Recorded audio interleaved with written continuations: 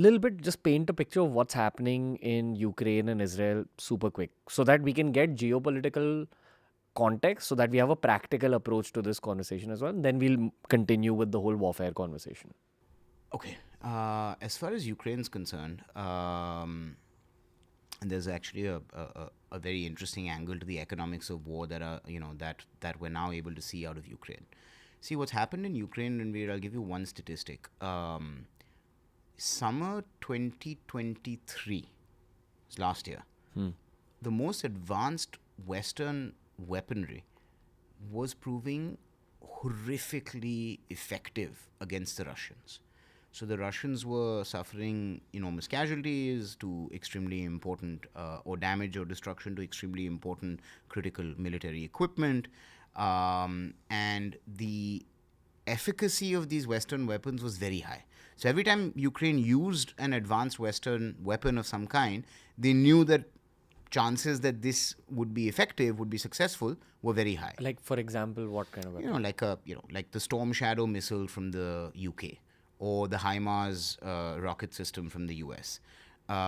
These things were extremely effective, and they had like a 98% accuracy and effectiveness. Fast forward to summer this year, and you see the accuracy and battlefield effectiveness of these same weapons dropping to like 10-20%. What's changed? What's changed is that the Americans have managed to figure out electronic warfare over the course of the last year, where they're able to use electronic warfare tools and techniques to effectively jam the sophisticated communications tech that is on all this Western weaponry. So a Storm Shadow missile, the moment it enters Russian electronic warfare or jamming or spoofing, loses sense of where it is, where its target is, where it's supposed to go, and just falls out of the sky and hits some random field. It's kind of like hacking the weapons. Exactly. So as you can see, this is a constant pull and push. And this is, if we ever have a longer conversation about the overall arc of the development of war, this is constant, right? You've got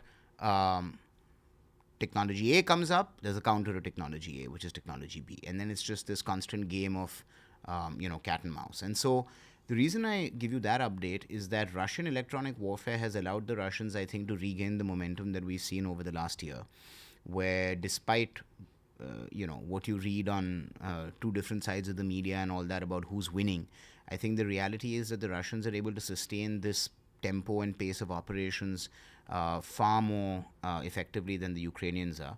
And I think that we're heading closer and closer to a situation where it's more and more likely that a peace, if it's ever achieved in the Russia-Ukraine conflict, will only be achieved, by taking into consideration Russia's point of view as well. I think if Ukraine hopes for total victory, where they regain all of the territory that they've lost to the Russians over the last couple of years, and they don't have to do any kind of deal with the Russians at all, and they get to join NATO, and they kind of get to have their cake and eat it too, I find it increasingly hard to believe that that'll happen. The other thing, Ranveer, that's worth mentioning about the Russian conflict, because you asked me a question about the expensiveness of drones. So one of the things that's happened in general on the battlefield in the last 20 or 30 years is the quality, density, and availability of anti-air weapons, effectively missiles designed to shoot down aircraft or helicopters, has increased dramatically. So, and this, I'll give you an example. The Americans first provided Stinger missiles to the Afghan Taliban for them to fight against the Russians way back in the 80s. Ever since then, effectively handheld anti-air missiles that are capable of taking out something like an F-16 if it flies too low or too slow have now become ubiquitous.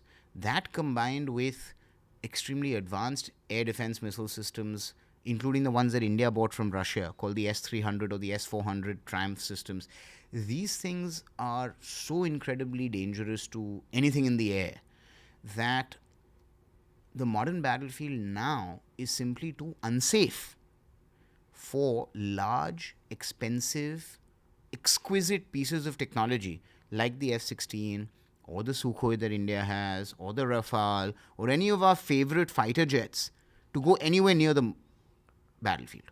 Every time America risks putting an F-16 anywhere close to Russian airspace, you're risking losing a $30, $40, $50 million asset. Every time you put an F-22 anywhere near the battlefield, you're risking losing a highly trained pilot and a $150 million asset. What is it costing the enemy to fire that missile at your $150 million asset? Depending on what it is, anywhere between $100,000 to $1 million. So now when we think about the implied economics of modern warfare, if you're Western power and you're used to saying, I have F-16s, I have F-22s, I have F-35s, but what I also have is a very low risk tolerance. Western societies don't accept huge losses. They're not going to say, send 500 F-16s into combat, and if we lose 200, that's just part of war. That's not how they fight at all. They expect to do mass damage to the enemy and take minimal casualties themselves, right? Because of their technological edge, because of their technological sophistication. At this point, a lot of the legacy platforms that the West has and that India has have become effectively obsolete because of this risk that in an actual all-out war, you're never actually safely going to be able to deploy these weapons because the effectiveness of cheap anti-air missiles is so high that you're going to end up effectively on the losing side of that bargain. Now, what that means, Ranveer, and this is really important, what that means is the force structure of a modern Air Force, and you asked me this at the beginning, are we going to replace the Air Force with drones?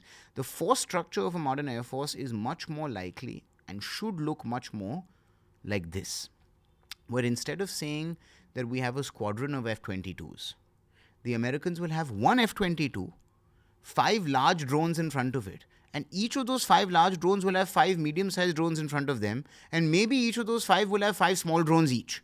And they'll all be networked together. So you have teams of 5, all being master controlled by only one manned aircraft, which is one F-22 at the back of the squadron, who's staying far away from the battlefield. That man is effectively now the team captain, to use your sporting analogy, for this 15 drones that are in front of it, of different sizes and weights and calibers and so on and so forth. And they all have software that allows them to operate as a team and to receive complex instructions from the pilot. So it's not just saying that, the pilot will be able to remotely pilot another drone. No, it's saying the pilot can say drones 1 to 5, go and recon quadrant this. Drones 7 to 9, give me cover. Drones 12 to 15, go and hit that enemy target, right? That level of mission complexity can be instructed electronically, digitally, effectively between that F-22 and this team of drones. That's how the F-22 remains at a standoff distance, so avoids all of those dense anti-air, systems that exist, and sends instead unmanned platforms. Now, won't those unmanned platforms get targeted by those same anti-air defenses? The answer is yes, but with some caveats. 1, anti-air systems have traditionally been built to take care of only these huge fighter aircraft. Well, an anti-air system is something that deploys really large missiles that can take out a... Missiles for air targets. Okay. Simple, right?